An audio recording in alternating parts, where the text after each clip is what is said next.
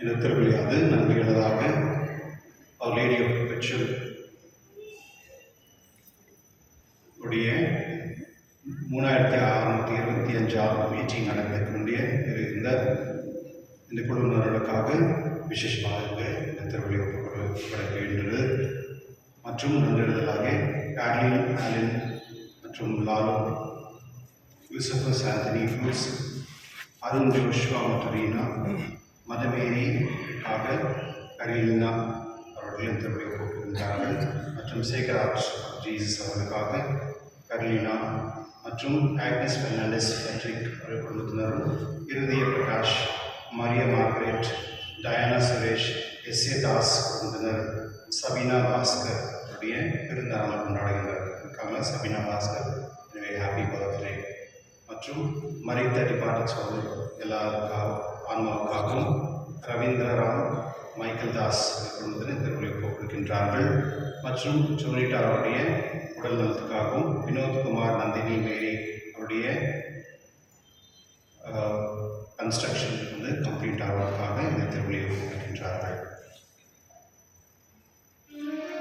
தந்தை மகன் தூய ஆவியாரின் பெயராலே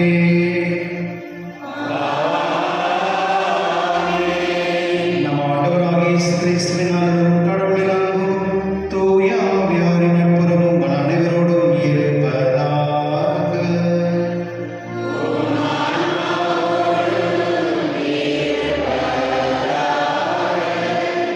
கிறிஸ்துவ நண்பர்களே, தாய் திருச்சபையானது இரண்டு விஷயங்களை நம்மிடத்தில் பேசுகின்றது. ஒன்று, மார்த்தா மரியா இவர் இருவருமே ஆண்டவர் இயேசுடைய நண்பர்கள், ரொம்ப க்ளோஸ் ஃப்ரெண்ட்ஸ். அவங்க வீட்டில் அப்பப்போ ஆண்டவர் இயேசு போய் தங்குவார், வீட்டில் இருப்பார். அவருடைய உரையாடல்கள், அக்கா தங்கச்சி 2 பேருடைய உரையாடல்கள் என்னுடைய நட்சத்திரம் பார்க்கின்றோம். அவர் எப்படி ஆண்டவர் இயேசுகிட்ட எவ்வளோ க்ளோஸாக இருந்தார், எவ்வளோ நட்போடு இருந்தார் என்று தெரிவிக்கின்றது. ரெண்டாவதாக, இன்று ப்ரோ லைஃப் சண்டே அப்படின்னு சொல்கிறாங்க. அதாவது கருக்கலைப்பு மற்றும் வாழ்க்கை உரிமை, இந்த ஒரு நாளை திருச்சபை கொண்டாடுகின்றது. இன்று திருச்சபையில் நம்ம கத்தோலிக்க திருச்சபையில் கூட நிறைய அபார்ஷன்ஸ்லாம் பண்ணுறாங்க. லைஃப் வேல்யூவே இல்லாத மாதிரி போயிடுச்சு. இது தொடர்ந்து இப்படியே போயிட்டு இருந்தால் உலகத்தில் அது ஒரு கேடு. அதனால இன்று திருச்சபையில் இதுக்கு ஒரு அவேர்னஸ் கொடுத்து மற்றும் இந்த எப்படி நம்ம லைஃப்க்கு எப்படி வேல்யூ நம்ம கொடுக்கணும் அப்படின்றது என்னுடைய வசனத்தில் நாம் பார்ப்போம். கிறிஸ்துவர்களே, எத்தனை முறை நம்ம நம்முடைய லைஃப்க்கு நம்ம மதிப்பு கொடுக்காம இருந்திருக்கோம். ஒருவேளை நம்மளுக்கு கொடுத்துருக்கலாம், மற்றவங்களுக்கு கொடுக்காம இருந்திருக்கலாம். எத்தனையோ முறை நம்ம முயற்சி பண்ணிக்கலாம், அபார்ஷன் பண்ணுறதுக்கு முயற்சி பண்ணிக்கலாம், இல்லை அபார்ஷன் பண்ணியிருக்கலாம். அதுக்காக நம்ம இந்த திருப்பலியில் மன்றாட்டத்தில் ஆண்டவரத்தில் மன்னிப்பு கேட்டு நம்ம எப்பொழுதுமே கடவுள் கொடுத்த இந்த வாழ்க்கையை மதிக்கக்கூடிய தன்மை நமக்கு தரும்படி இந்த திருப்பலியில் மன்றாடுவோம். எல்லா வரையும் இறைவனிடமும்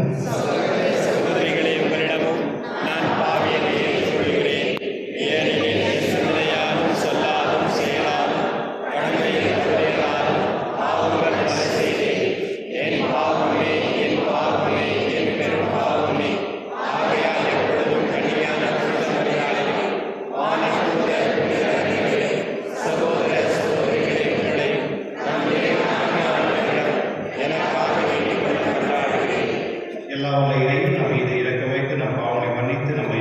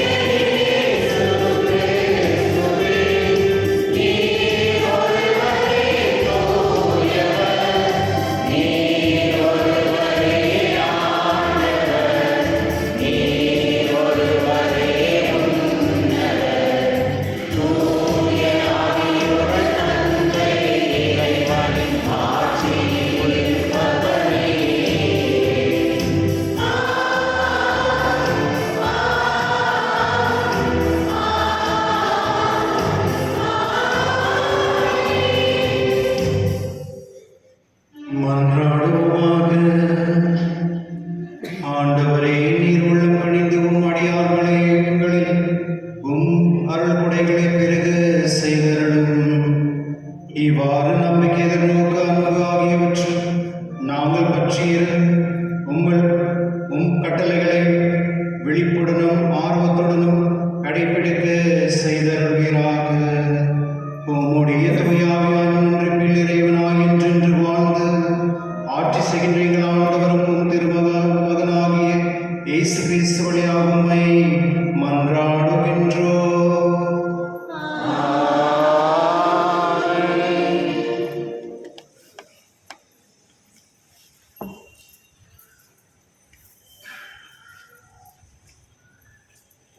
தொடக்க நூலிலிருந்து வாசகம். அந்நாட்களில் ஆண்டவர் மம்ரே என்ற இடத்தின் தேவதாரு மரங்களுக்கு அருகே ஆபிரகாமுக்கு தோன்றினார். பகலில் வெப்பம் மிகுந்த நேரத்தில் ஆபிரகாம் தம் கூடார வாயிலில் அமர்ந்திருக்கையில் கண்களை உயர்த்தி பார்த்தார். 3 மனிதர் தம் அருகில் நிற்க கண்டார். அவர்களை கண்டவுடன் அவர்களை சந்திக்க கூடார வாயிலை விட்டு ஓடினார். அவர்கள் முன் தரை மட்டும் தாழ்ந்து வணங்கி அவர்களை நோக்கி, என் தலைவரே, உம் கண்களில் எனக்கு அருள் கிடைத்ததாயின் நீர் உம் அடியானை விட்டு கடந்து போகாதிருப்பீராக. இதோ விரைவில் கொஞ்சம் தண்ணீர் கொண்டு வரட்டும். உங்கள் கால்களை கழுவிய பின் இம்மரத்தடியில் இளைப்பாருங்கள். கொஞ்சம் உணவு கொண்டு வருகின்றேன். நீங்கள் புத்துணர்வு பெற்ற பின் பயணத்தை தொடருங்கள். ஏனெனில் உங்கள் அடியாரிடமே வந்திருக்கிறீர்கள் என்றார்.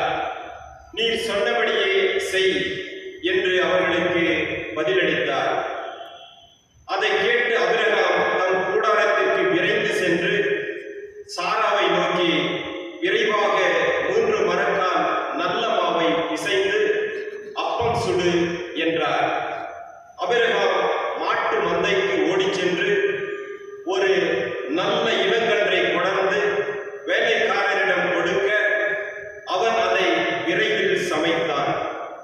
பிறகு அவர் வெண்ணெய், பால், சமைத்த இளம் கன்று ஆகியவற்றை கொண்டு வந்து அவர்கள் முன் வைத்தார்.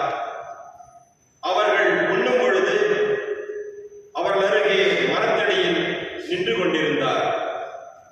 பின்பு அவர்கள் அவரை நோக்கி, உன் மனைவி சாரா எங்கே என்று கேட்க, அவர் அதோ கூடாரத்தில் இருக்கிறார் என்று பதில் கூறினார்.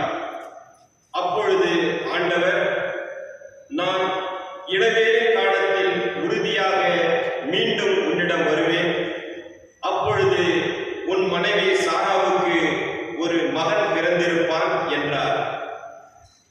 அவருக்கு பின்புறத்தில் கூடார வாயிலில் சாரா இதை கேட்டுக்கொண்டிருந்தார். ஆண்டவர் வழங்கும் அருள்வாக்கு. பதிலுரை பாடல் பல்லவி. ஆண்டவரே, உன் கூடாரத்தில் தங்கிட தகுதியுள்ளவர் யார்? தங்கிட தகுதியுள்ளவர் யார்?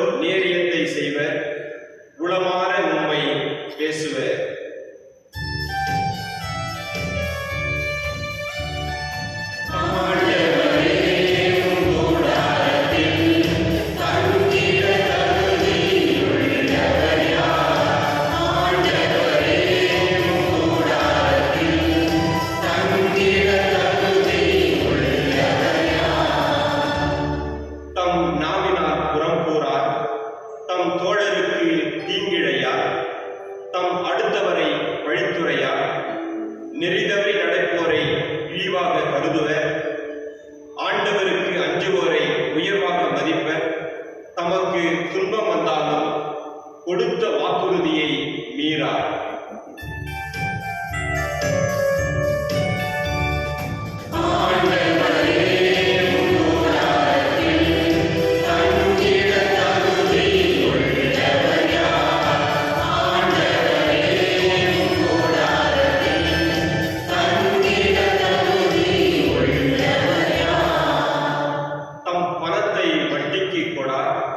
மாசற்றவருக்கு எதிராக கையுட்டு பெறார். இவ்வாறு நடப்போர் என்றென்றும் நிலைத்திருப்பர்.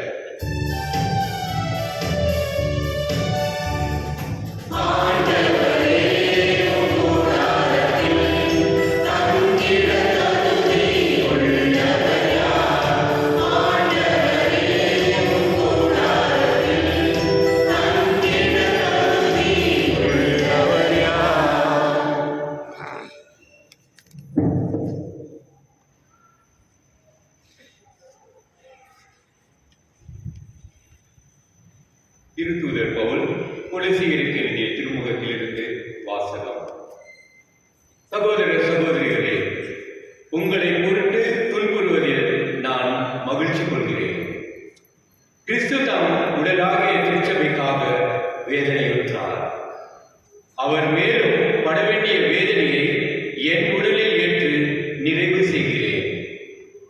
என் மூலம் இறை வார்த்தையை முழுமையாக உங்களுக்கு வழங்கும் பொறுப்பை கடவுள் எனக்கு கொடுத்தார்.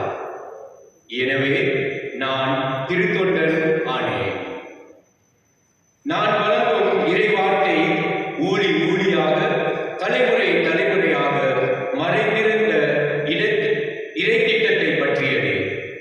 அத்திட்டம் இப்பொழுது இறை மக்களுக்கு வெளிப்படுத்தப்படுகிறது.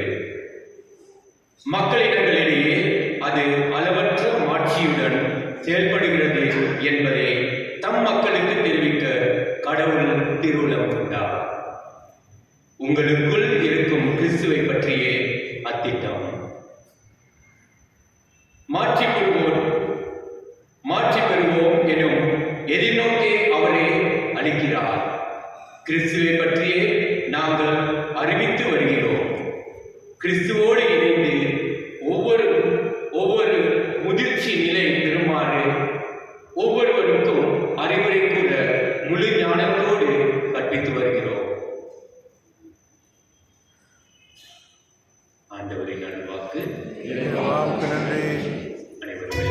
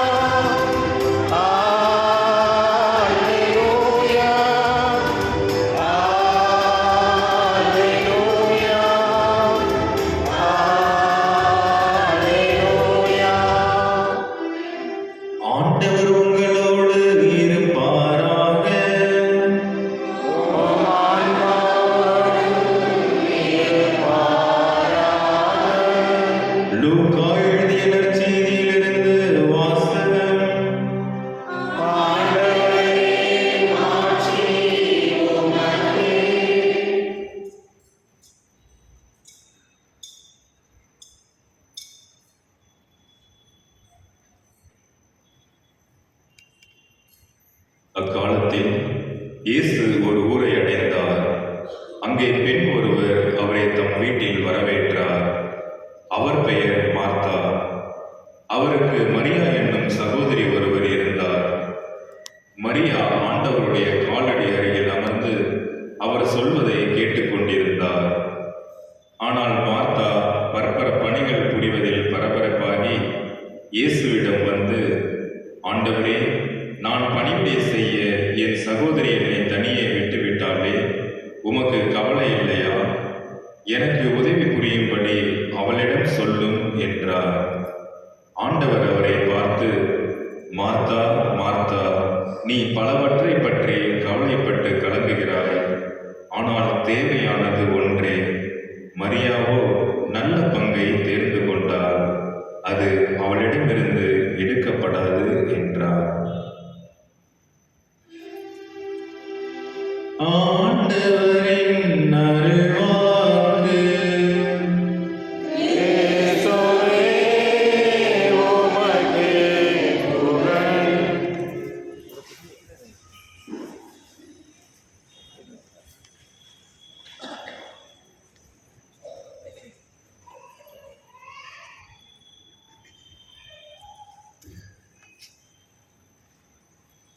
ஸோ வாழ்த்துக்கள். தேங்க்யூ. உங்களுக்கு 3625 மீட்டிங் நடத்திருக்கீங்க. Okay, very good. என்ன மீட்டிங் நடத்தீங்க? ரெசிடியம் மீட்டிங். ஓகே, சரி, ஓகே. ஃபர்ஸ்ட் ஆஃப் ஆல் அவருக்கு வாழ்த்துக்கள். எல்லாரும் ஹேண்ட் ஆஃப்.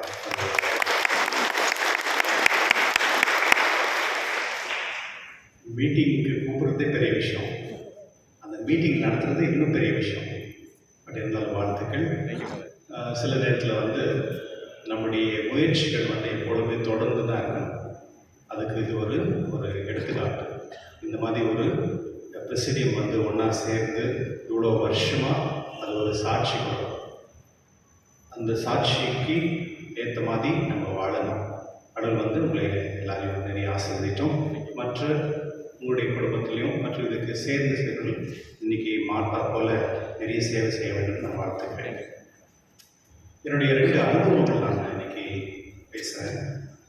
இன்று வந்து ப்ரோ லைஃப் உடைய சண்டே அப்படின்னு சொல்லுவாங்க. அதாவது கரு கலைப்பு மற்றும் கரு சிதைவு, இந்த 2 ரொம்ப முக்கியமான ஒரு விஷயங்கள். ஒரு டேட்டா உங்களுக்கு நான் கொடுக்குறேன்.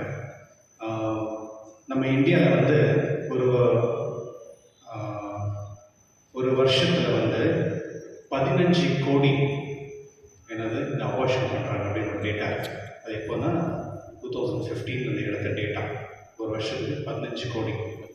அதில் வந்து 1000 பெண்களில் வந்து 47 பெண்கள் வந்து இதை அபார்ஷன் பண்ணுறாங்கன்னு சொல்கிறாங்க. இன்றைக்கி ஜாஸ்தியாக இருக்கும். இது வந்து 2015 டேட்டா. அதே சமயத்தில் வந்து உலகத்தில் வந்து 42 கோடி வந்து அபார்ஷன் செய்யப்படுகிறது ஒரு வருஷத்தில். 42 கோடி. நம்ம இந்தியாவில் மட்டும் 20 கோடி பண்ணுறாங்க. அதில் வந்து வருஷத்தில் 68,000 பெண்கள் இறந்துடுறாங்க. 68,000 பெண்கள் வந்து அபார்ஷன் பண்ண இறந்துடுறாங்க. எதுக்காக இது அபார்ஷன் செய்கிறாங்கன்றது நம்ம சிந்திப்போம். ஒரு முறை நாங்கள் பாரிஸில் ஒர்க் பண்ணும்பொழுது ஒரு அம்மா வந்துட்டு அவங்க என்னை கேட்டாங்க, இந்த மாதிரி நாங்கள் அபார்ஷன் பண்ணணும்னு இருக்கேன். ஏன்னா எனக்கு எங்கள் ஹஸ்பண்டுக்கு டிவோர்ஸ் ஆல்மோஸ்ட் ஆகிடுது. இன்னும் 1 மந்த்தில் எங்களுக்கு கோர்ட் ஆர்டர் வந்துடும். பட் நான் ப்ரெக்னென்சியாக இருக்கேன். எனக்கு அந்த ப்ரெக்னென்சி கொண்டு போகிறதுக்கு எனக்கு விருப்பம் இல்லை. ஏற்கனவே வந்து ஒரு 20 வீக் ஆகிடுறது, 20 வீக்ஸ் ஆகிடுறது. அதனால் நான் அது பண்ணணும் அப்படின்னு உங்களுடைய ஒப்பீனியன் என்ன அப்படின்னு கேட்டாங்க. நான் சொன்னேன், வாழ்க்கையை நீங்கள் தொடர்ந்துட்டீங்க, அதனால் இன்னும் கொஞ்ச நாள் தானே லைஃப் கொண்டு போகும். திருச்சபைக்கு ஏற்ற மாதிரி அந்த லைஃப் ஒரு இம்பார்ட்டன்ட் தான். அதனால் அதை வந்து அபார்ஷன் பண்ணணும் அப்படின்னு நினைக்காம ஒருவேளை நீங்கள் அதை ட்ரை பண்ணுங்க அப்படின்னு. ஆனால் அந்த அம்மா வந்து அட்வைஸ் கேட்டு போயிட்டாங்க. ஒரு 2 மாதம் ஆகிட்டு தான் எனக்கு தெரிஞ்சது அந்த அம்மா அபார்ஷன் போகும்பொழுது அவங்களும் இறந்துட்டாங்க. பெரிய யோசிச்சு பாருங்களேன், அப்பா அம்மா என்ன சூழ்நிலை இருப்பாங்க. ஒரு பொண்ணை வந்து வளர்த்து அந்த பொண்ணை வந்து மேரேஜ் பண்ணி கொடுத்து அந்த மேரேஜ் சக்ஸஸ் ஆகாமல் அந்த பொண்ணு வந்து உயிரோட வாழ்ந்தால் போதும் அப்படின்ட்டு இருக்கிற பொழுது அந்த பொண்ணும் இருந்துச்சு, அந்த பொண்ணுக்கூட இருந்த அந்த குழந்தையும் இருந்துச்சு. 2 டபுள் எஃபெக்ட் அப்படின்னா அந்த 2 பேரும் இறந்துட்டாங்க. இவ்வளோ பெரிய சோகம், இவ்வளோ பெரிய இழப்பு. இது ஒரு பக்கம். இன்னொன்று வந்து எனக்கு தெரிஞ்ச ஒரு பொண்ணு பொண்ணு. அந்த பொண்ணு வந்து 6 மாதம் ப்ரெக்னென்ட் ஆகிட்டு இருந்தது. அந்த பொண்ணு வந்து ஒரு முஸ்லீம் பையனை வந்து லவ் பண்ணிவிட்டு ப்ரெக்னென்ட் ஆகிட்டு இருந்தது. அப்புறமா என்கிட்ட சொன்னாங்க, இது எப்படி பண்ணுறது, ஏது பண்ணுறது அப்படின்னு சொல்லிட்டு. ஒருவேளை அபார்ஷன் பண்ணணுமா என்ன அப்படின்னு. அப்போ அந்த பொண்ணுக்கிட்ட நான் கேட்டேன், நம்ம உன்னுடைய விருப்பம் என்ன அப்படின்னு. அந்த பொண்ணு சொல்லிச்சு, பரவாயில்ல அந்த பையனை மேரேஜ் பண்ணிக்கலாம் பரவாயில்ல, பட் அந்த குழந்தைய நான் காப்பாற்றுவேன் அப்படின்னு சொல்லி. அதான் அந்த பொண்ணு அந்த வார்த்தை சொல்லிட்டு பிறகு நான் போயிட்டு அந்த முஸ்லீம் ஃபேமிலியில் போயிட்டு அவங்களை கூப்பிட்டு, என்னுடைய ஃப்ரெண்ட்ஸ் எல்லாம் வந்திருந்தாங்க முஸ்லீம்ஸ், அவங்கள கூப்பிட்டு எல்லாம் டிஸ்கஷன் பண்ணி கடைசியில் அந்த பையன் வந்து எனக்கு மேரேஜே பண்ணிக்க விருப்பம் இல்லை, எங்கள் வீட்டில் ஒத்துக்கலை அப்படின்னு சொன்னான். கடைசியில் அவனுக்கு வந்து த்ரெட்டன் எல்லாம் பண்ணி கோர்ட்லலாம் போய் போலீஸ் ஸ்டேஷனில் கம்ப்ளைண்ட் கொடுக்க வேண்டியதாக இருக்கும் அப்படின்னலாம் சொல்லி கடைசியில் அந்த பையன் ஒத்துட்டு அந்த மேரேஜ் அவங்களுக்கு வந்து ரெஜிஸ்ட்ரேஷன் ஆஃபீஸில் போய் நானே போய் விட்னஸை போய் சைன் பண்ணி அவங்களுக்கு மேரேஜ் பண்ணி இப்போ நல்லா இருக்கிறாங்க. பாருங்க, அந்த ஒரு பொண்ணு அந்த வாழ்க்கையில் தவறாக இருந்தால் கூட அந்த உயிர்னு சொல்லும் பொழுது அது கொடுத்த மதிப்பு. இன்றைக்கி வந்து நம்ம எத்தனை பேர் வந்து உயிருக்கு மதிப்பு கொடுப்போம், எத்தனை பேர் வந்து நம்ம வந்து உயிரை காப்பாற்றணும், எத்தனை பேர் வந்து நம்ம அந்த உயிருக்காக நம்ம ஆவலாக இருக்கிறோம். இன்றைக்கி எத்தனையோ பெற்றோர்களுக்கு வந்து குழந்தைங்களே கிடையாது. அந்த குழந்தைகள் இல்லாததுனால அவங்களுக்கு நிறைய அவசரம்.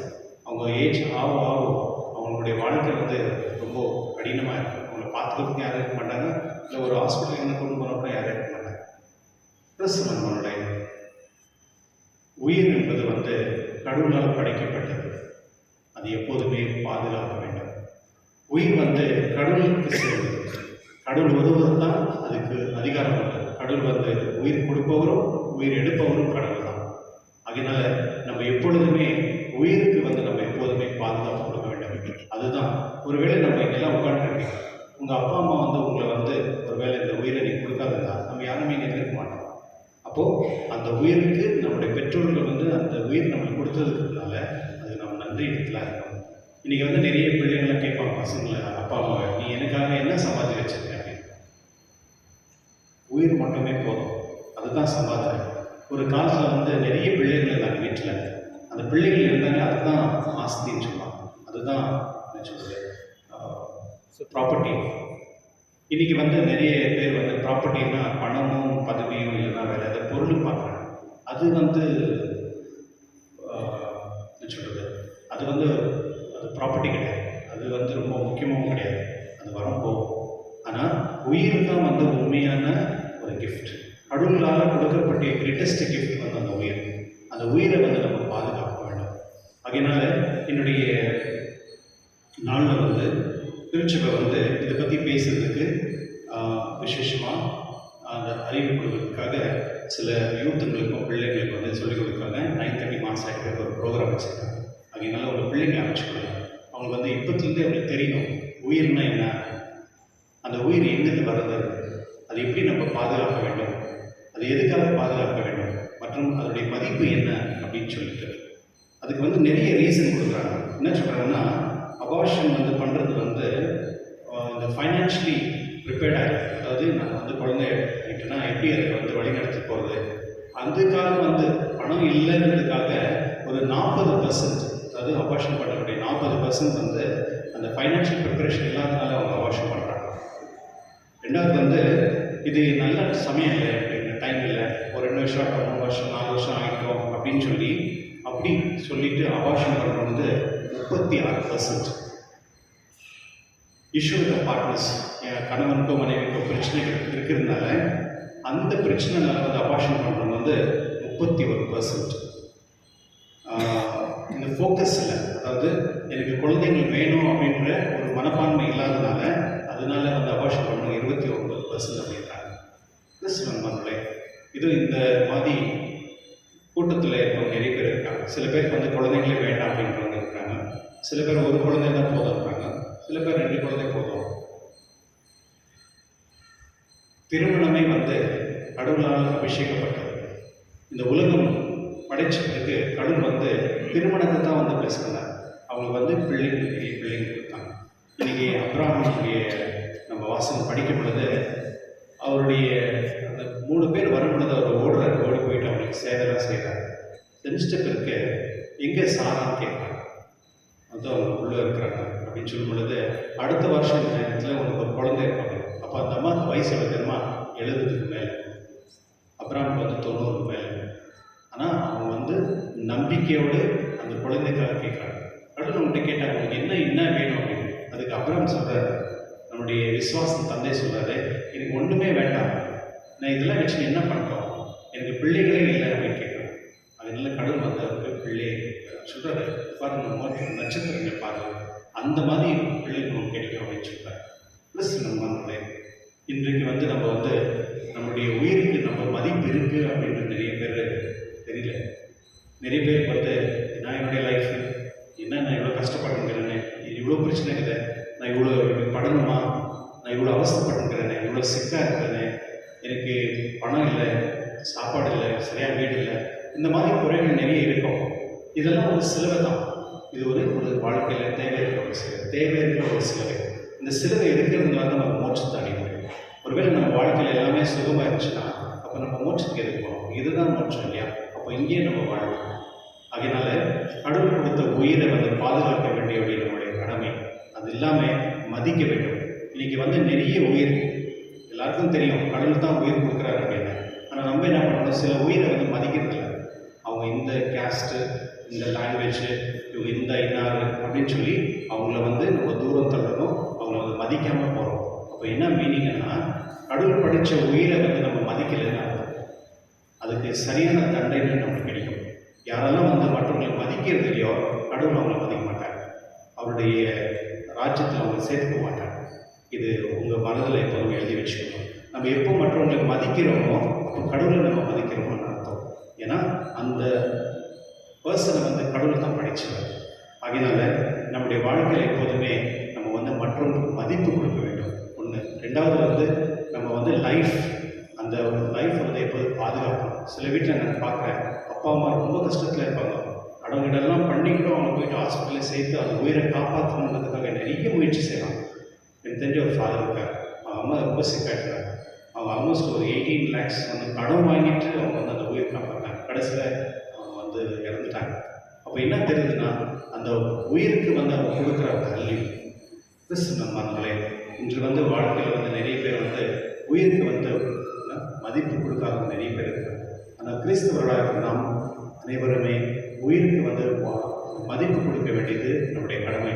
சில பேர் வயசானவங்க இருப்பாங்க, சில பேர் சிக்கானவங்க இருப்பாங்க, அவங்களை நம்ம பார்க்கும் பொழுது நம்ம வந்து அவங்க கொடுக்குற மதிப்பு. அதனால அபார்ஷன்ன்றது வந்து நம்முடைய கைது எடுத்துடணும்.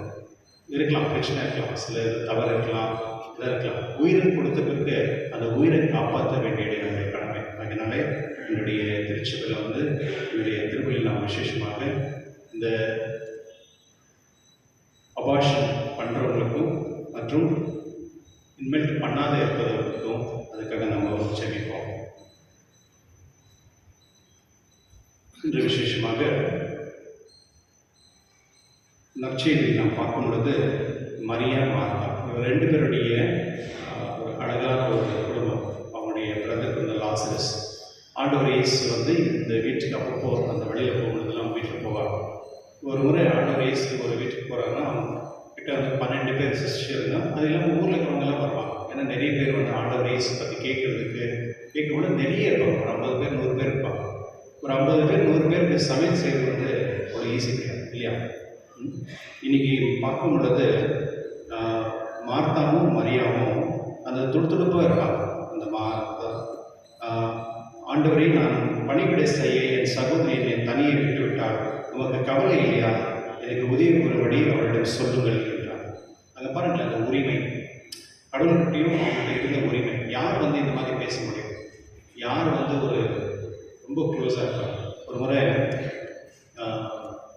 அக்பர் வந்து தன்னுடைய ஆஸ்தானத்தில் இருக்கும் பொழுது அவர் வந்து கேட்குறாரு மினிஸ்டர் எல்லாரையுமே, அக்பருடைய வீசை யார் கொடுக்குறாங்களோ அவங்களுக்கு என்ன தண்டனை கொடுக்கணும் அப்படின்னு கேட்குறாரு.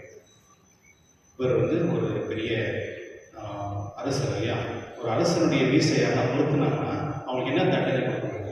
அங்கே இருக்க மினிஸ்டர்லாம் சொல்கிறாங்க, ஒரு தண்டனை சொல்கிறாங்க. அவங்களை கை வெட்டணும், அவங்கள தலையெடுக்கணும், அவங்கள வந்து சிறையில் போடணும், அவங்களுக்கு நிறைய பனிஷ்மெண்ட் கொடுக்கணும், ஆயுள் தண்டனை கொடுக்கணும் அப்படின்லாம். அக்மா அந்த இடத்துல இருந்த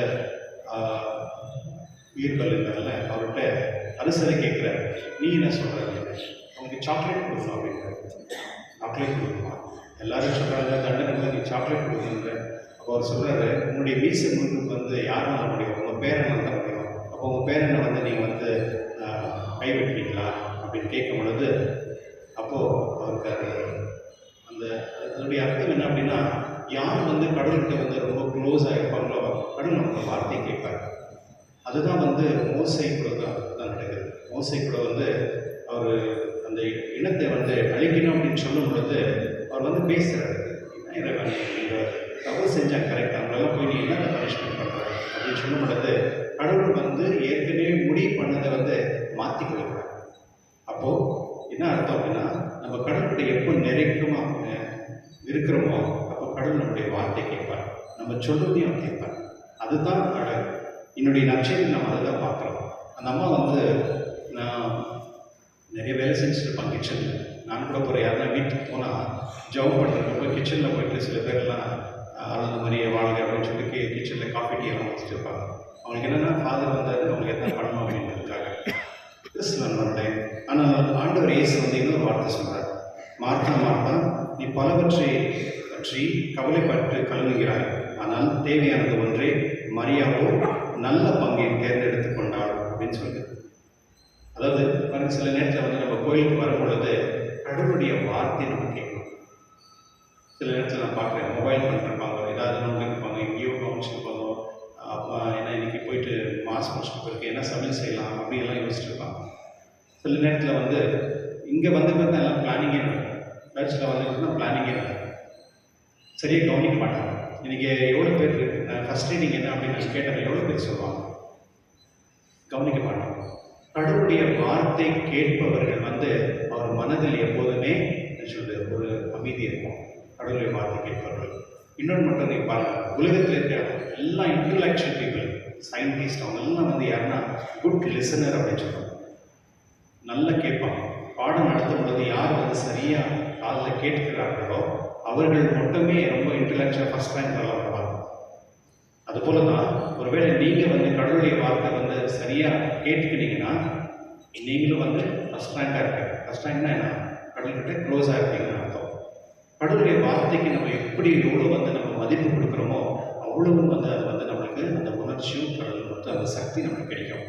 அதனால என்னுடைய நற்செய்தியில் வந்து மார்த்தா வந்து சேவை செய்யக்கூடிய ஒரு பர்சனாகவும் மற்றும் மரியா வந்து கடவுளுடைய வார்த்தை கேட்குற ரெண்டு பேரும் ரெண்டு விங்ஸ் அந்த வேர்டுன்னு வாங்க. ஒரு பறவைக்கு வந்து ரெண்டு ரெக்கைகள் இருக்கும். ஒன்று வந்து கடவுளுடைய வார்த்தை கேட்டு நடப்பது, இன்னொன்று வந்து அந்த வார்த்தை கேட்டு சேவை செய்யக்கூடியது. இப்போ நீங்கள் பாருங்கள், இந்த ராயப்பர் சின்னப்பர், ராயப்பர் வந்து இந்த திருச்சபையுடைய முதல் தந்தை போப்பாண்டவர் இல்லையா? ஆனால் அவர் வந்து 3 வருஷம் ஆண்டவர் இயேசு கூடவே நடந்தார், அவர் கூடவே இருந்தார், அவர் கூடவே தூங்கி சாப்பிட்டு எல்லாமே இருந்தார். அவர் வந்து மெஸ்ஸையான அவர் தான் சொன்னார் முதல் இதெல்லாம் இருந்து கூட அந்த கடைசி நேரத்தில் ஆண்டவர் இயேசு சிலுவை சமயத்தில் வந்து விட்டு போயிட்டார். ஏன்னா அவருக்கு அந்த உயிர் பயத்தினால போயிட்டார். ஆனால் மறுபடியும் ஆண்டவர் இயேசு உயிர்த்தெழுந்தவருக்கு இந்த திருச்சபை நடக்கிறதுக்கு அவர் தான் தேர்ந்தெடுத்து இந்த சாவியை, மோட்சத்துடைய சாவி அவருக்கு தான் கொடுக்குறாரு. அப்போ என்னன்னா, யார் ஒருவர் வந்து அவர் ஏன் அந்த மாதிரி அந்த வாய்ப்பு அவர் கொடுத்தாருன்னா, அவர் வந்து மனம் வந்து கலப்படம் இல்லாதது மற்றும் அவர் வந்து சேவை செய்யக்கூடிய ஒரு மனத்தில் இருப்பவர் ராயப்பர். அதனால தான் திருச்சபை வந்து அவர் கையில் கொடுத்து மற்றவங்களுக்கு சேவை செய்ய சொல்லி கடவுள் வந்து அந்த ஆப்பர்ச்சுனிட்டி கொடுக்குறாரு. இன்னொரு பக்கம் சின்னப்பர் வந்து திருச்சபைக்கு எதிராக தான் இருந்தார். அவர் எப்போதுமே வந்து திருச்சபையில் இருக்கவங்கெல்லாம் வந்து போலீஸ் ஸ்டேஷனுக்கு போகிறது, அடிக்கிறது, பண்ணதெல்லாம் பட்டிருந்தார், துன்பத்துக்கு இருந்தார். ஆனால் ஆண்டவர் ஒரே ஒரு வார்த்தை, சவுல் ஏன் என்னை துன்படுத்துகிறாய் அப்படின்னு கேட்கும் பொழுது அந்த ஒரு வார்த்தையில் அவர் மனம் திரும்பிட்டார். பாருங்கள், 2 பேர், ஒருத்தர் வந்து 3 வருஷம் கூடவே இருந்து கடைசி நேரத்தில் அவர் விட்டு போயிட்டார். ஆனால் ஆண்டவர் வந்து அவரோட மனதை வந்து மன்னிச்சு அவருக்கு மறுபடியும் அந்த பொறுப்பை வந்து கொடுக்குறாங்க. சேவை செய்யக்கூடிய தன்மையை வந்து ராயப்பர் இருந்ததுனால அவருக்கு அந்த திருச்சபை எடுத்து கொடுக்குறாங்க. சின்னப்பர் வந்து கடவுள் வார்த்தையை கேட்டு அதை உடனே தன்னுடைய வாழ்க்கையிலே மாற்றிக்கொண்டார். அதனால அவர் வந்து திருச்சபை என தூணாக நிற்கிறதுக்காக அவருக்கு அதிகாரம் கொடுக்குறாங்க. அதனால தான் இந்த 2 பேரும் வந்து திருச்சபை தூண்கள். இந்த 2 பில்லர்ஸ்னால தான் வந்து திருச்சபை கட்டப்பட்டது அப்படின்ட்டு இன்று வரையிலும் திருச்சபை நம்மளுக்கு சொல்லிக் கொண்டு வருகிறது. அது அவருடைய அனுபவம். கிறிஸ்துவனுடைய நம்ம எப்பொழுதுமே மற்றவங்களுக்காக வாழக்கூடிய தன்மையை நம்ம கற்றுக்கணும். எனக்கு சாப்பாடு இல்லாமல் பரவாயில்ல, மற்றவங்களுக்கு சாப்பாடு கொடுக்கணும் அப்படின்ற மனப்பான்மை வரணும். மற்றவங்களுக்கு கஷ்டமாக இருக்குன்னா அவங்களை நம்ம போய் சந்திக்கணும், அவங்கள்ட்ட பேசணும், அவங்களுக்கு என்ன உதவி பண்ண முடியும். பணம் இருந்தால் தான் உதவி பண்ணணும் அப்படின்னு இல்லை. நம்ம நேரம் அவங்களுக்கு ஒரு 2 நிமிஷம் உட்கார்ந்து பக்கத்தில் பேசுகிறோம்ல, அதுவே போதும், ஒரு ஆறுதலாக இருக்கும். அந்த மனத்தன்மை கடவுள் வந்து நம்மகிட்ட ஒரு பெரிய கிரேட் அச்சீவ்மெண்ட்டெல்லாம் கேட்குறதில்ல. நீ அந்த நேரத்தில் மற்றவங்களை நீ எப்படி நடந்து கொள்வ, உனக்கு ஒரு ஆப்பர்ச்சுனிட்டி நான் கொடுத்துருக்கேன், அதில் நீ எப்படி நடந்துக்கிறத பார்ப்பேன். அதனால தான் நம்ம எப்பொழுதுமே மற்றவங்களுக்காக நம்ம கவலைப்பட வேண்டும், மற்றவங்களுக்காக ஜெபிக்கணும், மற்றவங்களுக்காக சேவை செய்யணும், மற்றவங்களுக்காக நம்ம வந்து அந்த ஒற்றுமை கொண்டு வந்து எல்லாரையுமே ஒன்றா சேர்க்கக்கூடிய தன்மை நம்ம வளர்த்துக்கணும். யார் இடத்துல இந்த மாதிரி ஒரு தன்மை இருக்கோ அவங்க எப்போதுமே மகிழ்ச்சியாக இருப்பாங்க. அவங்களுக்கு கவலை எந்த இருக்கோ அது பெரிய கவலையாக இருக்காது. ஏன்னா கடவுள் அவருடைய உள்ளத்தில் வாழ்வார். கிறிஸ்துவர்களே, இதோ இந்த 2 வரப்பிரசாதம் மற்றும் சேவைக்குரிய தன்மையும் கடவுளுடைய வார்த்தை கேட்கக்கூடிய தன்மை நம்மிடத்தில் இருக்கும்படி என்னுடைய திருப்பலில் மன்றாடி, மற்றும் விசேஷமாக ப்ரோ லைஃப் கருவறை அழிவு மற்றும் கரு சிதைவு இந்த மாதிரி வாழ்க்கையில் நம்ம இல்லாமல் நம்ம எப்பொழுதுமே மற்றவங்களுக்கு லைஃப்பை வந்து காப்பாற்றக்கூடிய தன்மை கடவுள் கொடுக்கும்படி இந்த திருப்பலில் மன்றாடுவோம்.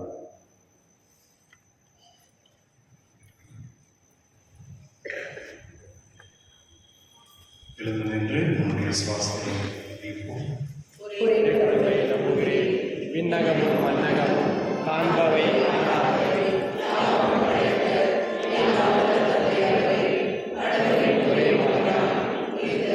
ஒரே ஆண்டவர் இயேசு கிறிஸ்துவை நம்புகிறேன். இவர் காரணங்களுக்கெல்லாம் முன்பே தந்தையிடமிருந்து பிறந்தார். கடவுளினின்று கடவுளாக, ஒளியின்று ஒளியாக, உண்மை கடவுளினின்று உண்மை கடவுளாக உதித்தவர். இவர் உதித்தவர், உண்டாக்கப்பட்டவர், தந்தையோடு ஒரே பிரதானவர். இவர் வழியாகவே நாம் படைக்கப்பட்டவர். மனிதர் நமக்காகவும் நம் மீட்புக்காகவும் விண்ணகமிருந்து இறங்கினார். தூய ஆவியார் நம்மிடம் மனிதரானார். மேலும் நமக்காக ஒன்றுமில்லாத அதிகாரத்தில் சிலுவையில் அறையப்பட்டு பாடுபட்டு இறந்து அடக்கம் செய்யப்பட்டார். மறைநூல்களின்படி 3ஆம் நாள் உயிர்த்தெழுந்தார். விண்ணகத்துக்கு எழுந்தருளி எல்லாம் வல்ல தந்தையின் வலப்பக்கம் வைத்திருக்கிறார். வாழ்வோரையும் இறந்தோரையும் தீர்ப்பிட மாட்சியுடன் மீண்டும் வரவிருக்கின்றார். அவரது ஆட்சிக்கு முடிவிறார். தந்தையிடமிருந்தும் மகனிடமிருந்தும் புறப்படும் ஆண்டவரும் உயிரிழப்போருமான தூய ஆவியாரை நம்புகிறேன்.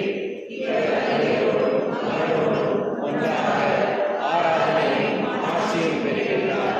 இறைவாக்கினர் வாயிலாக பேசியவர் இவரே. ஒரே புனித கத்தோலிக்க திருத்தூதர் வழிவரும் திரு அவையை நம்புகிறேன். பாவம் மன்னிப்புக்காக ஒரே திருமுழுக்கை ஏற்றுக்கொள்கிறேன். இறந்தோரின் உயிர்ப்பையும் வரவிருக்கும் அருளுலக வாழ்வையும் எதிர்பார்க்கிறேன். ஆமென். கிறிஸ்துவில் அன்பிற்குரியவர்களே, மனிதராக பிறந்ததன் வழியாக கடவுள் நம்மிடையே தமது உறைவிடத்தை ஏற்படுத்தினார். நமது தேவைகளை அறிந்தவரான அவர் நமது வேண்டுதல்களுக்கு நிச்சயம் செவிசாய்ப்பார் என்ற நம்பிக்கையோடு நமது மன்றாட்டுகளை எடுத்துரைப்போம். உங்கள் பதில். ஆண்டவரே, எங்கள் மன்றாட்டை கேட்டருளும்.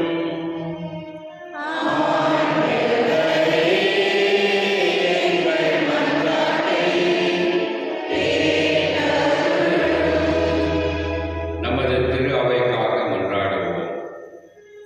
தூய ஆவியாரால் வழிநடத்தப்படும் நமது திரு அவை கருவறை முதல் கல்லறை வரை ஒவ்வொரு மனித வாழ்வின் கண்ணியத்திற்கும் புனிதத்திற்கும் உறுதியாக குரல் கொடுக்கவும், அதன் உறுப்பினர்கள் அனைவரும் வாழ்வின் நற்செய்தி அன்புடன் இரக்கத்துடனும் அறிவிக்கவும் வரத்தர வேண்டும் என்று இறைவா உம்மை மன்றாடுகின்றோம்.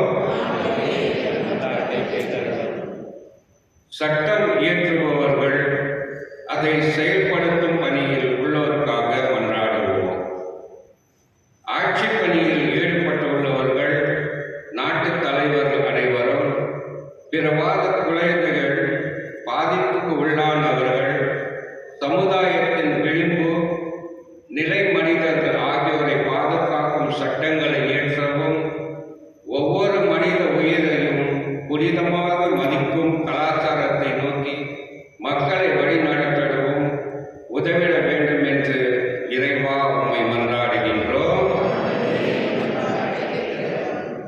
கடினமான அல்லது திட்டமிடப்படாத கருத்தரிப்பு நிலையில் உள்ள அன்னையர்கள் மற்றும் தந்தையர்களுக்காக மன்றாடுவோம். கடினமான இத்தருணங்களில் தமது சொந்த சமுதாயத்தின் ஆதரவையும் அரவணைப்பையும் நம்பிக்கையும் பெற்றுக்கொள்ளவும், அவர்கள் தீர்ப்பளிப்பவர்களாக இருக்காமல் உதவிக்கரம் நீட்டுபவர்களாகவும் பயமூட்டுபவர்களாகவும் இல்லாமல் மனதைரியம் தருபவர்களாக இருக்க நல்ல மனதை தந்திட வேண்டும் என்று இறைவா உம்மை மன்றாடுகின்றோம். கிறிஸ்துவின் உடலில் உறுப்புகளாகிய நம் அனைவருக்காகவும் மன்றாடுவோம். நமது ஜெப வழிபாடுகள், கல்வி அறிவூட்டுதல் மற்றும் அரசியல்கள் வழியாக ஏழைகள், நோயுற்றோர், முதியோர், மாற்றுத்திறனாளிகள், வாழ்வின் பல்வேறு நிலைகளில் பிறரின் அச்சுறுத்தலுக்கு ஆளானோர் அனைவரும் வாழ்வுரிமையை உணர்த்தவும், அதை அவர்கள் தமது வாழ்வில் உணர்ந்து வாழவும் அருள் தர வேண்டும் என்று இறைவா உம்மை மன்றாடுகின்றோம்.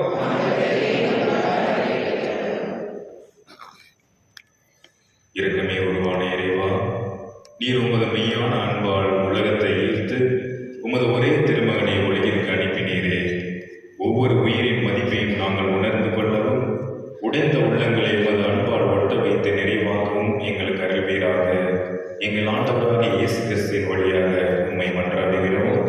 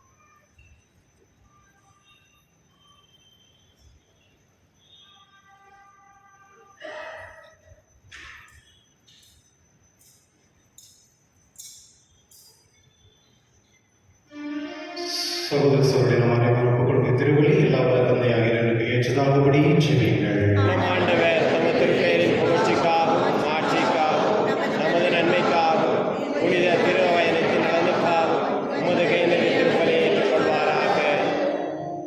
இறைவா, பழைய ஏற்பாடு பல்வேறு பலிகளும் திருமகனின் நிறைவான ஒரே பலியில் முழுமை பெற செய்தே ஆபேலின் காணிக்கைகள் மீது ஆசை வழங்கி புனிதப்படுத்தியது போல உமது ஆட்சியின் மேன்மைக்காக இறைப்பற்றுள்ள உம் அடியார்கள் ஒவ்வொருவரும் செலுத்தும் பலியேற்று அது அனைவரின் மீட்புக்கும் பயன்பட செய்தருளுவீராக.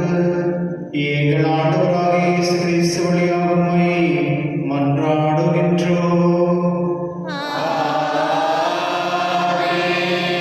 ஆண்டவர்களோடு இருப்பாராக.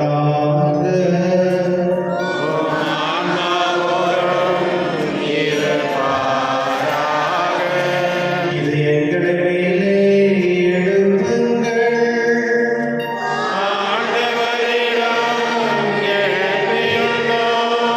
நம் இறைவனாகிய ஆண்டவருக்கு நன்றி கூறுவோம்.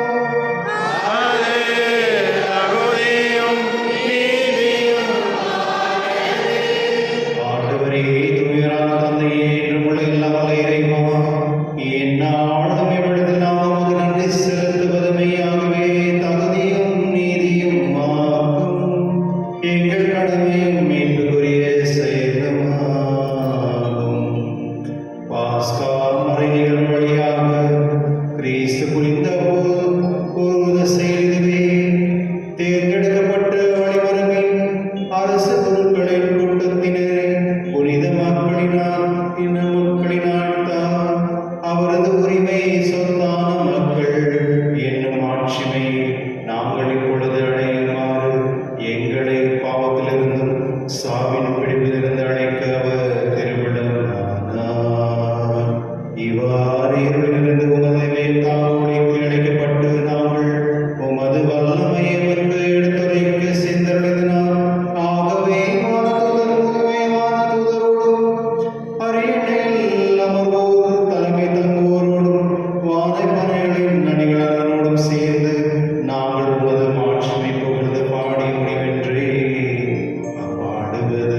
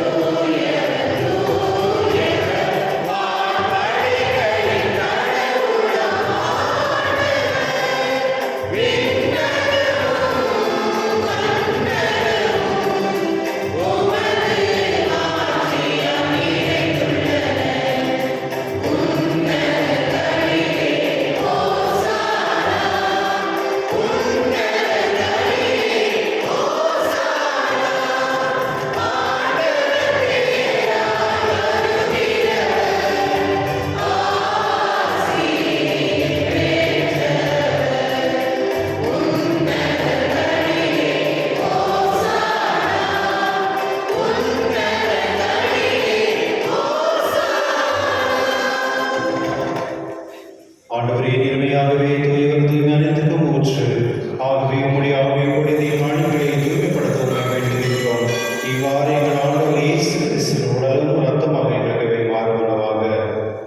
அவர் பாடுபட உள்ளம் கழிந்து தம்மை கழித்த போது அப்பத்தை எடுத்து நன்றி செலுத்தி அதை விட்டு தம் சீடர் கழித்து கூறியதாவது: அனைவரும் இதிலிருந்து பெற்று உண்ணுங்கள், ஏனெனில் இது உங்களுக்காக கையளிக்கப்படும் என் உடல்.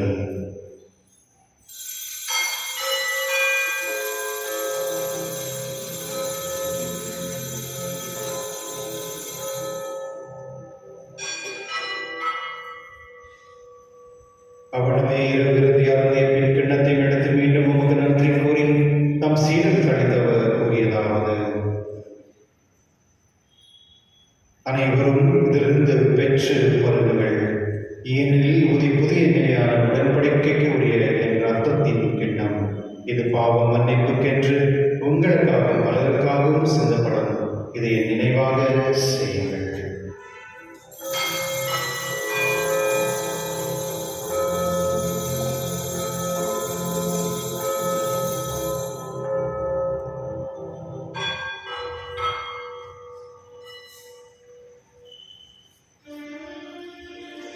நம்பிக்கையின் மறைபொருள்.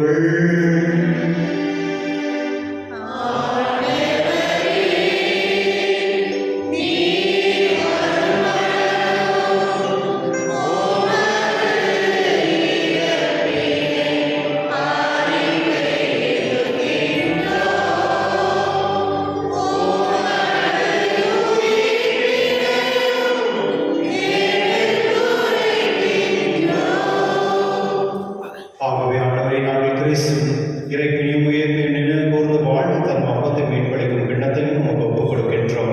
உம் திருமண் என்று உமக்கு ஊழியக்குரிய தகவல்களை நினைத்து ஏற்றுக்கொள்ளீர். எனவே உமக்கு நன்றி செலுத்துகின்றோம். மேலும் கிறிஸ்துவின் உடலிலும் ரத்தத்திலும் பங்கு கொள்ளும் எங்களை தூயாவை ஒன்று சேர்க்க வேண்டும் என உங்களை தாழ்மையுடன் கொண்டாடுகின்றோம். ஆண்டவரை உலகெங்கும் பரவிருக்கும் உமது திருவாவையை நினைவு கூர்ந்தள்ளும். எங்கள் திருத்தந்தை லியோ, எங்கள் ஆயர் பீட்டர், எல்லா திருநிலையராகிய அனைவரோடும் உமது திருவாவை அன்பில் நிறைவேற செய்தள்ளும். மேலும் உயிர்த்தலும் எதிர்நோக்குடன் தூயில் கொள்ளும் எங்கள் சகோதர சகோதரியும் இறந்தோர் அனைவரும் இரக்கத்துடன் நிறைவு கூர்ந்து உமது திருமுகன் ஒளியில் ஏற்றிருளும். எங்கள் அனைவர் மீதும் இரக்கமாயிரும். கடவுள் கண்ணித்தாயின் புனித மரியா, அவருடைய கணவராத புனித யோசேப்பு, புனித திருத்தூதர்கள், இவ்வுலகில் உமக்கு உதவராய் இருந்தவராகிய புனிதர் அனைவரோடும் நாங்கள் நிலை வாழ்வில் பங்கு கொள்ளும் தகுதி பெற்று உம் திருமகன் இயேசு கிறிஸ்து வழியாக உம்மை புகழும் தேத்துவும் வரமருள உம்மை மன்றாடுகின்றோம்.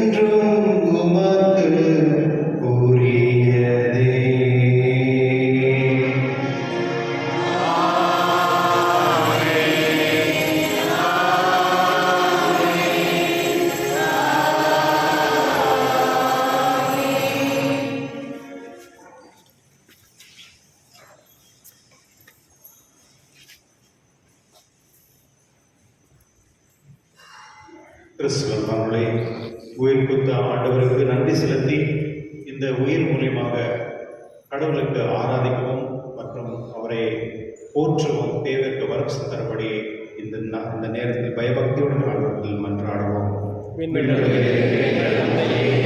உமது பெயர் தூயதென போற்றப் பெறுக. உமது ஆட்சி வருக. உமது திருவுளம் விண்ணுலகில் நிறைவேறுவது போல மண்ணுலகிலும் நிறைவேறுக.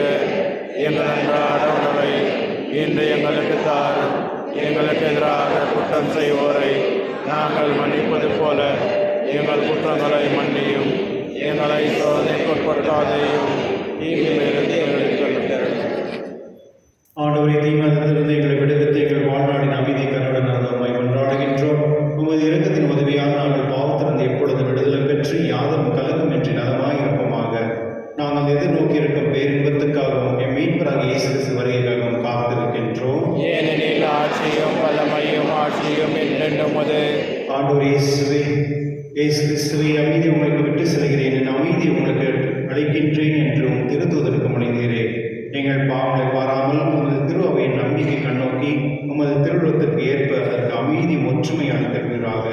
என்றென்று வாழ்ந்து ஆட்சி செய்கின்றவர் நீரே. ஆமென். ஆண்டவருடைய அமைதி உங்களோடும் என்றும் இருப்பதாக. ஆன்மாவோடும் இருப்பதாக. ஒருவருக்கொருவர் அமைதி அறிவித்து மகிழ்வோம்.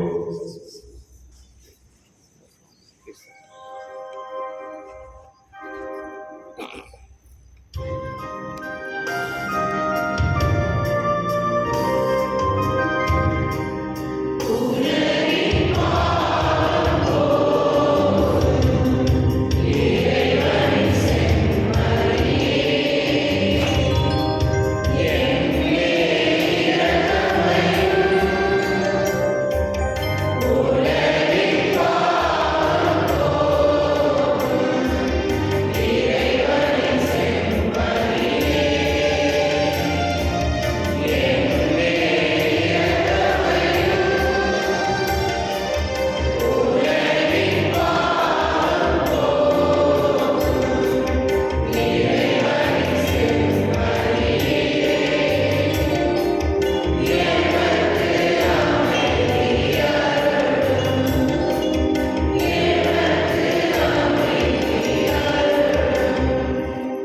இதோ இறைவனின் செம்மறி, இதோ உலகின் பாவங்களை போக்குபவர், சென்று விருதுக்கு அழைக்க பெற்றோர், பெயர் பெற்றோர்.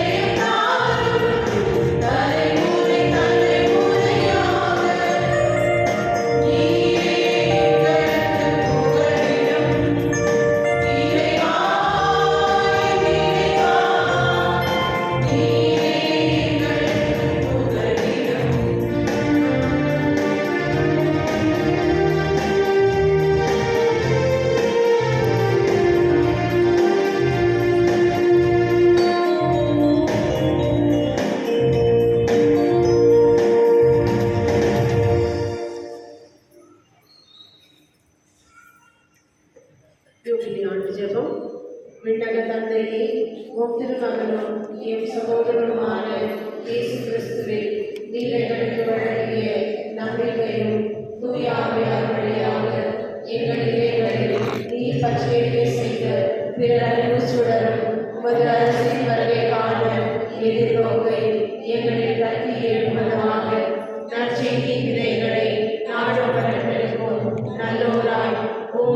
வல்லமை மாற்றுவதாக.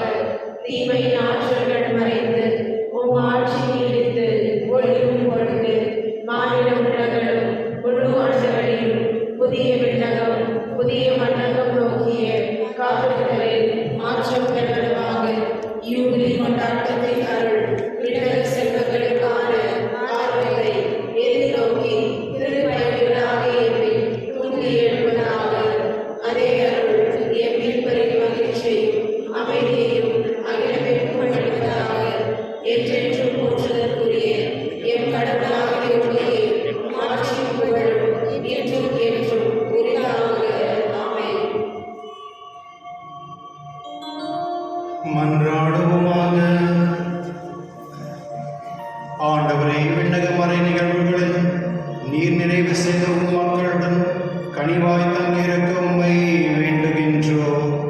பழைய நிலையிலிருந்து வாழ்வின் புதிய நிலைக்கு நாங்கள் கடந்து செல்ல செய்வீராக. எங்கள் ஆண்டவராக கிறிஸ்து வழியாக உம்மை மன்றாடுகின்றோம்.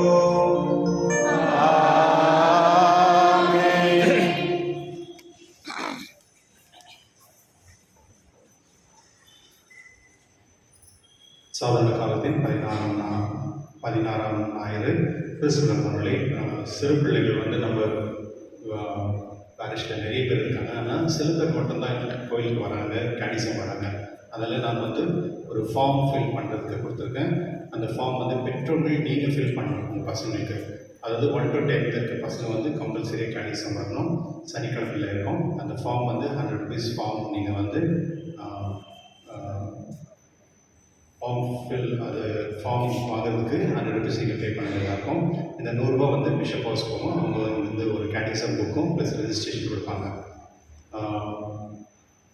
22ஆம் தேதி புனித மேரி மேக்டலினுடைய விழா. வெள்ளிக்கிழமை 25ஆம் தேதி செயின்ட் ஜேம்ஸ் அப்போஸ்தலர் அவருடைய விழா. மற்றும் 26ஆம் தேதி செயின்ட் ஜோக்கிம் அண்ட் ஆனா அவர்கள் வந்து அன்னை மரியன்னையுடைய பெற்றோர்கள். அதனால் அன்று விசேஷமாக வயசானவர்கள் வந்து அன்றைக்கி வந்து விசேஷமாக அந்த திருப்பலி படைக்கப்படும். மற்றும் யாராவது வயசானவர்கள்னா அன்றைக்கி கோயிலுக்கு கூட்டு வரும்படி உங்களை கேட்டுக்கொள்கின்றேன். இன்று சென்ட் ஆந்தனிஸ் சாப்பல் சிமெண்ட் லைனில் வந்து 11 மணிக்கு திருப்பலி இருக்கும். 5 மணிக்கு ப்ரொசெஷன் இருக்கும். அதில் கலந்து கொள்பவர்கள் விருப்பப்படுபவர்கள் கலந்து கொள்ளுங்கள். மற்றும் இந்த எஜுகேஷன் ஸ்காலர்ஷிப் மைனாரிட்டி கமிஷனில் வந்து அது யாராவது விருப்பப்பட்டீங்கன்னா அவங்க போய் மீட் பண்ணுங்கள். 2 சஜஷன் பாக்ஸ் வச்சுருக்கேன் பாருங்கள். ஒரு சஜஷன் பாக்ஸு, அதை பின்னால் ஒரு சஜஷன் பாக்ஸ் வச்சுருக்கேன். யாராவது வந்து திருச்சபை வளர்க்கணும், ஏதாவது நம்ம நன்மை செய்யணும் அப்படின்னு நினச்சிங்கன்னா நீங்கள் வந்து உங்களுடைய சஜஷன்ஸ் பாக்ஸில் நீங்கள் போடலாம். அது வந்து இது வந்து வெறும் குருக்கள் நாங்கள் மட்டும்தான் எடுத்து படிப்போம். அதில் நீங்கள் எதுவும் கவலைப்படவில்லை. இல்லை யாரும் வேறு யாருக்கும் தெரிய போகல. எது இருந்தாலும் பாசிட்டிவ் நெகட்டிவ் எது இருந்தாலும் உண்மையாக ஏதாவது இருந்துச்சுன்னா நீங்கள் எழுதி போடுங்க. அந்த சஜஷன் பாக்ஸில் மற்றவங்களை பற்றி எழுதி போடாங்க. திருச்சபை வளர்கிறதுக்கு என்ன வேணும் அப்படின்னு சொல்லிட்டு அதை எழுதி போடணும். ஓகே, அதை யூட்டிலைஸ் பண்ணுங்கள். அது வந்து எங்களுக்கு ரொம்ப உதவியாக இருக்கும். இன்று சாயந்தரம் 6 மணிக்கு parish council finance committee meeting இருக்கும். அதனால் தயவுசெய்து வந்து சேரும்படி கேட்டுக்கொள்கின்றேன். மற்றும் இன்று முதல் ஞாயிற்றுக்கிழமை 9 மணி திருப்பலி முடிந்த பிறகு பாரிஷ் கவுன்சில் மீட்டிங் இருக்கும். அதனால் அதை எப்போதுமே அதை ஃபிக்ஸ் பண்ணிக்கலாம் அந்த டேட் டைம். அதுக்கு கார் பார்க்கிங் வந்து ஒரு பெரிய பிரச்சனை. இங்கே பார்க்கிங்க இங்கே பாருங்கள். இந்த நற்கருணை இருக்கு இல்லையா, அந்த இடத்துல யாரும் பார்க் பண்ணாதீங்க தயவுசெய்து. ஓகே, அது வந்து நிறைய பேர் வந்து யூஸ்வலாக இப்போ நம்ம யாருன்னா பார்த்தோம்னா நம்ம விஷ் பண்ணுறதில்ல, குட் மார்னிங் சொல்கிறோம். ஓகே தானே, என்னை கூட பார்த்தா நிறைய பேர் விஷ் பண்ணுறீங்க. அது வந்து ஒரு நல்ல மகிழ்ச்சியான ஒரு விஷயம். அதே போல் தான் நீங்கள் கோயிலுக்கு வர முன்னே கூட நீங்கள் கடவுளுக்கு போய்ட்டு அங்கே விஷ் பண்ணலாம். சும்மா குட் மார்னிங் சொல்லிட்டு வரலாம் கடவுளுக்கு. அவரும் ஹாப்பியாக இருப்பார். பூசை முடிச்சுட்டு நீங்கள் அங்கே போயிட்டு திருநெல்வேலியில் போயிட்டு சும்மா ஒரு விஷ் பண்ணிட்டு போகலாம். இப்போ நிறைய பேர் வந்து அங்கே போகிறதில்ல. காரணம் என்னென்னா நிறைய வண்டிங்க இந்த பக்கம் பார்க் பண்ணுறதுனால. அதில் இந்த 2 வீலர்ஸ் எல்லாம் வந்து இந்த பக்கம் இந்த செமெட்ரிக்கில் இந்த பக்கம் பார்க் பண்ணிடுங்க. கிரவுண்டில் கூட பார்க் பண்ணலாம். கார்ஸ் ஏதாவது பார்க் பண்ணால் அந்த இடத்துல பார்க் பண்ணிக்கலாம். ஸோ அதனால் இது கொஞ்சம் தயவுசெய்து அண்டர்ஸ்டாண்ட் பண்ணிவிட்டு இது அந்த திருநற்கருணை போகிறதுக்கு தடுக்காமல் மற்றவங்களுக்கு உதவி பண்ணி கொடுங்க. இன்று சாயந்தரம் ஜோனல் லீடர்ஸ் எஸ்சிசி அனிமேட்டர்ஸ் 5 மணிக்கு ஜஸ்ட் ஒரு 15 minutes மீட்டிங்கோடு தான் தயவுசெய்து வரும்படி கேட்டுக்கொள்கின்றேன். மற்றும் இந்த 9:30 மணிக்கு திருப்பலி ஆகிட்ட பிறகு நம்முடைய 8th 9th 10th ஸ்டாண்டர்ட் மற்றும் யூத்துங்களுக்கு வந்து இந்த ப்ரோ லைஃப் சொன்னையா அந்த உயிர் பற்றி சில விஷயங்கள் வந்து இந்த ஃபாதர்ஸ் வந்து கொஞ்சம் எக்ஸ்பிளைன் பண்ணுவாங்க. அது பசங்களுக்கு ரொம்ப யூஸ்ஃபுல்லாக இருக்கும். தயவுசெய்து அவங்களுக்கு அனுப்பி வைக்கும்படி உங்களுக்கு கேட்டுக்கொள்கின்றேன். லாஸ்ட் சண்டே கலெக்ஷன் வந்து 50,710 பவுன். அனைவருக்கும் நன்றி.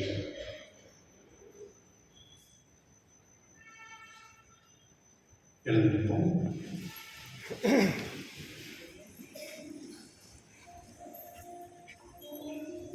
ஆண்டவர்களோடு இருப்பாராக. உம் ஆன்மாவோடும் இருப்பாராக. எல்லாம் வல்ல இறைவன் தந்தை மகன் தூய ஆவியார் அனைவரையும் ஆசீர்வதிப்பாராக.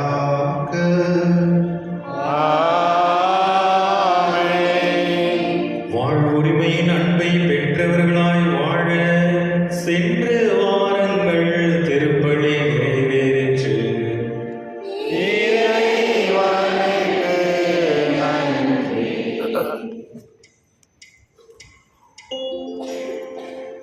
உங்களுக்கு நன்றி. அவ வண்டர்ஃபுல் சண்டே.